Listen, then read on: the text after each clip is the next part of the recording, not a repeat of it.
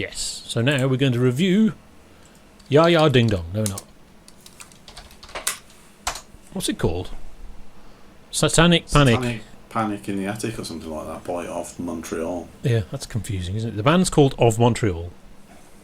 And the album title is Satanic Panic in the Attic. I like the title. I've just realised we had a Patreon subscription this week. Oh, another one. Goodness me. Yeah. Mm-hmm. So yeah, should we read it out? Yeah, go on. It hasn't asked for anything yet. So yeah, we've had a Patreon subscription from Joshua Harvey. Thank you very much, Joshua. Thank you, Joshua. Welcome to the channel, stuff like that. Mm-hmm. Greatly appreciated.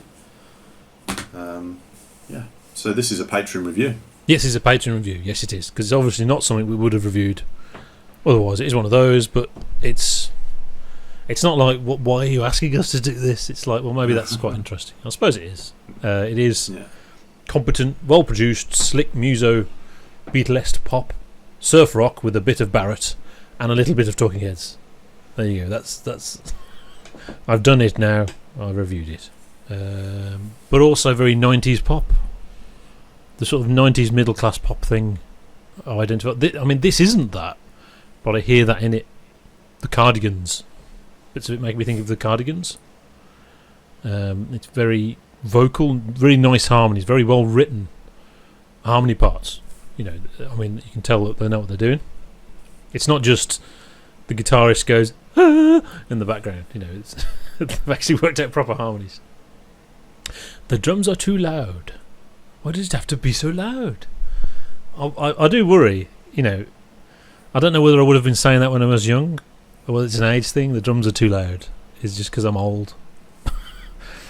You know, but then again, you know, as a teenager, I liked bootlegs where you could only hear the vocals on the guitar, and I would tell people, this sounds amazing. It just sounds like a real pro recording, and well, it doesn't, because you only hear the vocals on the guitar, and I didn't care about the rest.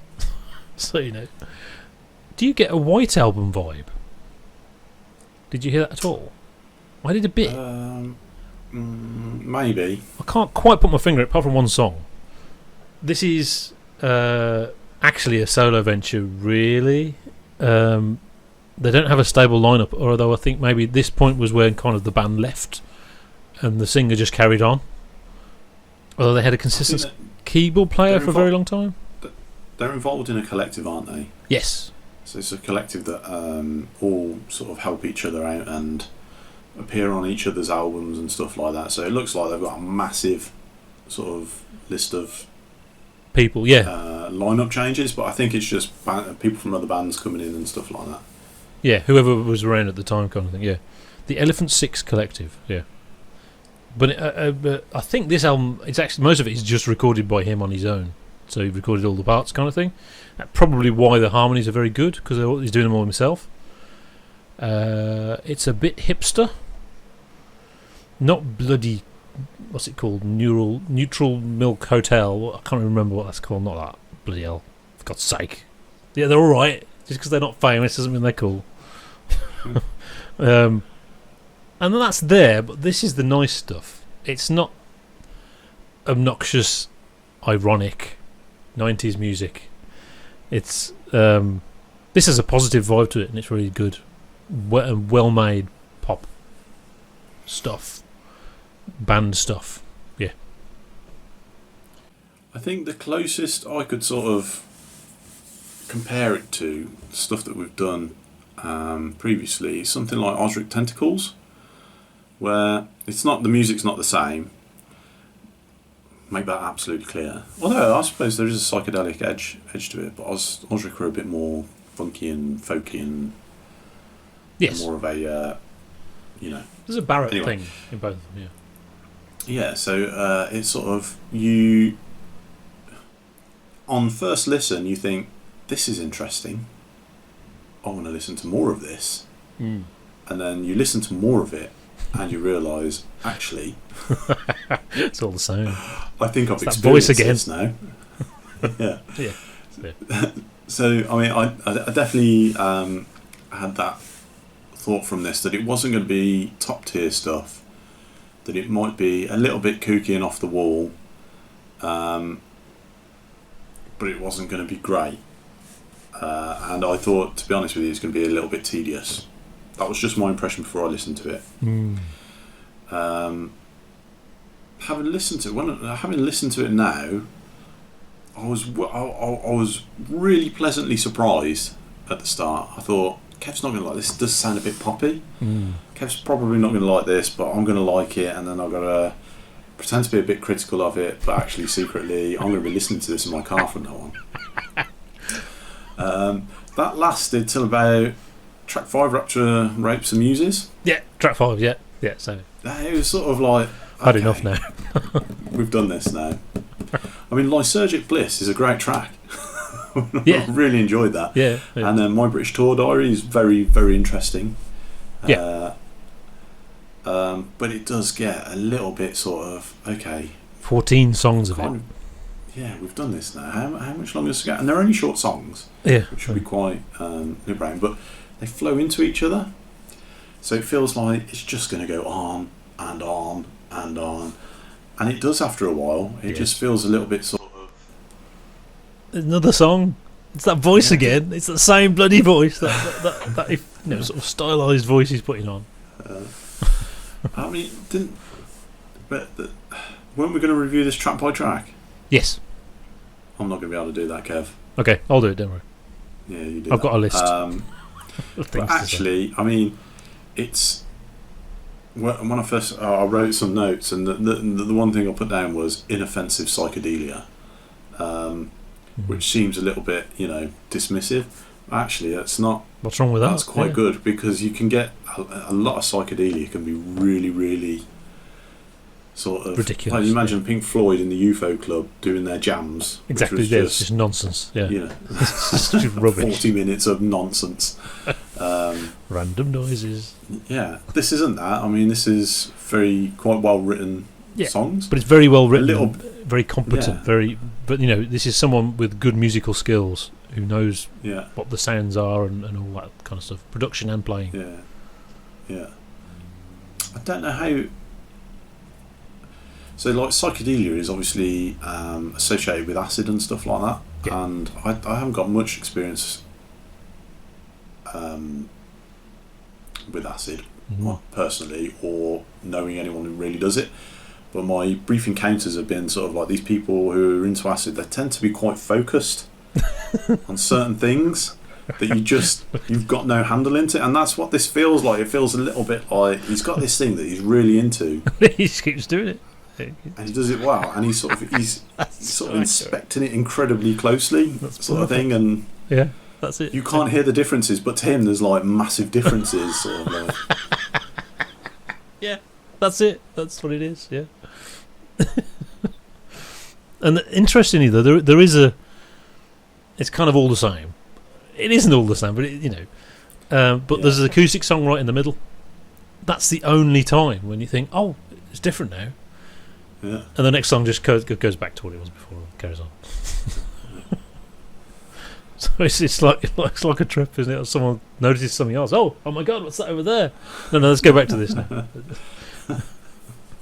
That floor tile's fascinating. So do you think hipster is the right word? Is hipster the right word? I mean, that might be an interesting thing in the comments. Am I using the right descriptor? They have hipster potential because they're semi-independent, and they're part of a collective which might have hipster appeal. I never associated them with hipsterness because of when it came out, I suppose, which is a little bit silly. Would you, Belle and Sebastian, would you say they're hipster? Yes. Yeah, then yeah. There you go. I mean, they did release a 10 album set, limited to 500 copies, on tape, in 2011. Okay, that's quite hipster. That's hipster credentials. But this is Elephant Six Collective, isn't it? Which is a real independent label. And hasn't he gone out of business because basically what everyone was doing, they was creating music as soon as they got a little bit of traction. Yeah, and signing for another label. Yeah, it's indie, isn't it? Indie isn't. Yeah. is commercial. Who's, Has a lot of commercial potential. Who was that guy we did the other week that was something similar? Sheryl Crow. Yeah. Was part of it, and then she became famous and sort of. Yeah. Apparently, it made an album nobody liked, but it was just exactly the right template for what was going to sell at the time. Yeah. She was huge. Everybody knows who she is now. So yeah, basically the problem was that they all got signed, and as soon as it's like when Roger Waters says, when you get all the money, you have to actually decide whether you actually want to be a socialist or not. And in the end, you decide to keep the money. You try a bit to give the money away, but no, it's fine. Change my mind. And it's like that. As soon as they get the opportunity to get signed, of course they're going to take it, aren't they? Or at least then. Not now. I mean, now probably not necessarily a good idea. They have a new song called "Get God's Attention" by Being an Atheist. So that's good. I mean, some of the song titles are great. Lysergic Bliss is a great name for a song, I think. It's a good title. I mean, that does sound very Osric. Yes, it does. You got Eros, Entropic Tundra. Entropic Tundra, yeah, isn't it great? Or Eros is Eros is Entropic Tundra. Eros, yeah. I can't even say it. Yeah, that's a great title for a song. I like that. That should be some mad time signature changing crazy stuff. It's not. Obviously, it's just another song. Did we ever review Terminal Cheesecake? No, I did hear one album. I had one album. I don't know where it is now. People couldn't do it. I bet you can't even get an album. I mean, that is a great name for a band, isn't it? But that's slightly worrying. But they're actually really good, aren't they? That's further out than this. I mean, that's really our problem with it. And I think to some people this will be quite crazy music, and to us it doesn't go far enough. So we don't want it to go to the UFO club, but we don't want it to be quite so. This kind of thing, but more crazy, would be great. I think that's part of it. I mean, initially I really enjoyed it. I thought this is a really pleasant listen. The sun's shining today, and I had the door open. I thought, actually, this is kind of cool. Definitely sunshine music, isn't it? Yeah. Yeah. That's what I got from. That's why I didn't have the horrible, that sort of cynical hipsterness. It's very positive and happy and good. Yeah. Shall I do the tracks then? Go on then, you do the tracks. You can tell us what you think of the song titles. So first one is "Connect the Dots." That's a boring song title. Yeah, it is, isn't it? Very much the middle class pop we listened to in the 90s, but with really nice ELO-esque harmonies.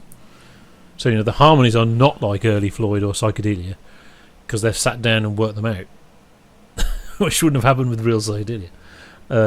Track 2, Lysergic Bliss, great title. I mean, this is very early Floyd, very, very Barrett. And it's got the sort of odd changes and like the really random guitar thrashes, which just ding at the start, and it sounds like it's just chaotic, but it actually sort of fits together, and then the pop song starts.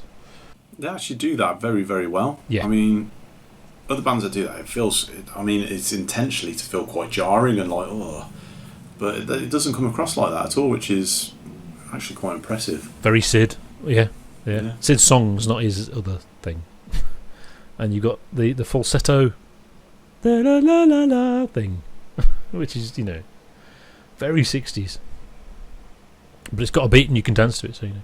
So track 3 is "Will You Come and Fetch Me." That's a nothing title, isn't it?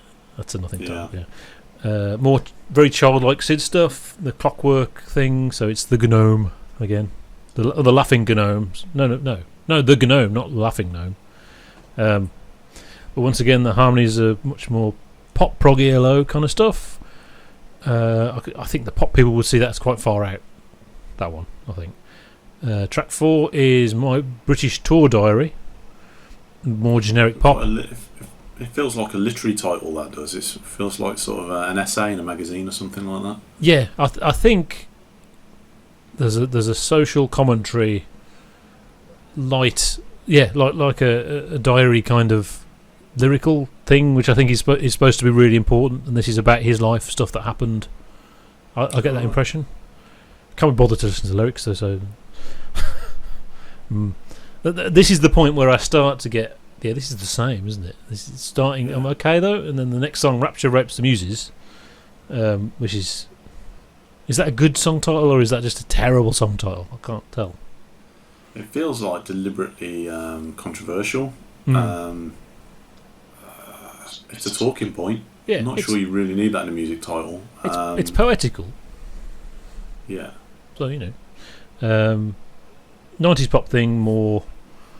Oh yeah, it's a bit more rock, so it's Elastica rather than Echo Belly. Yeah, and that was the point where I thought I don't really want to carry on listening to this now. Yeah.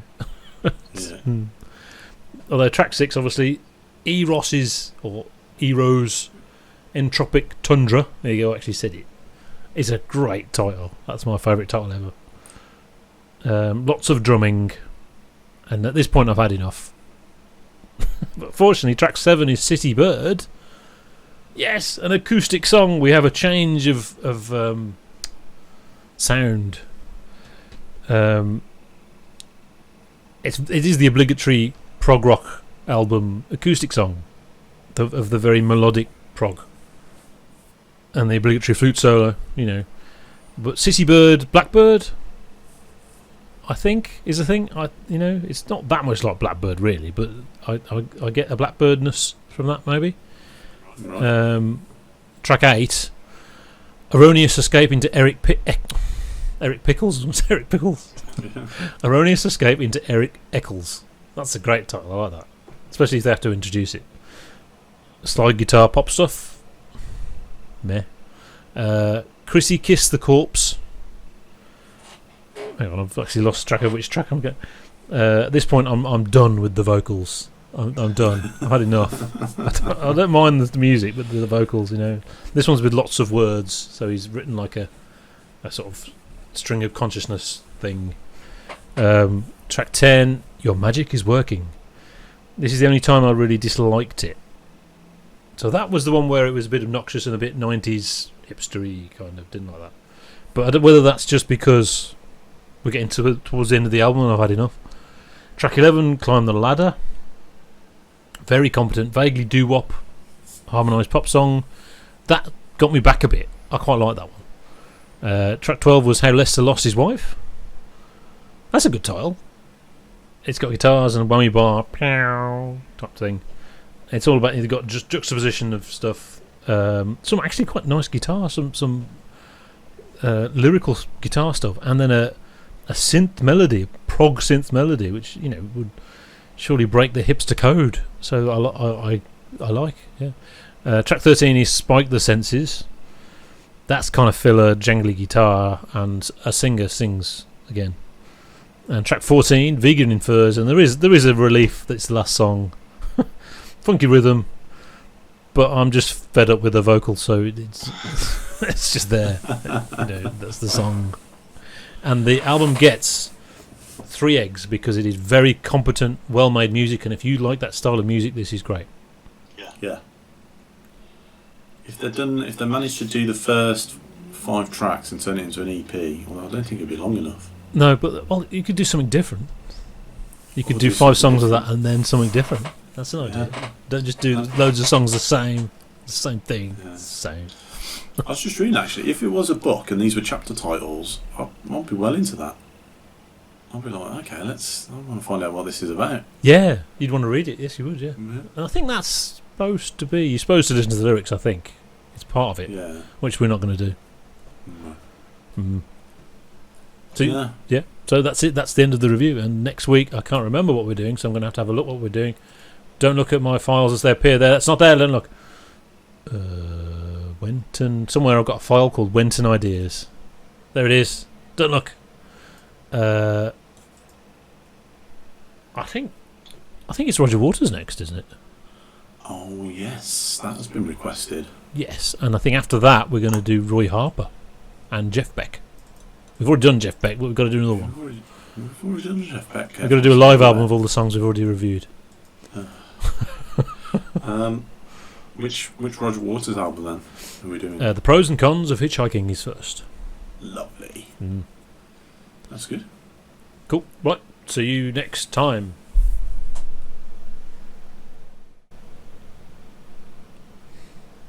Okay. That's that done then. Yep. That review.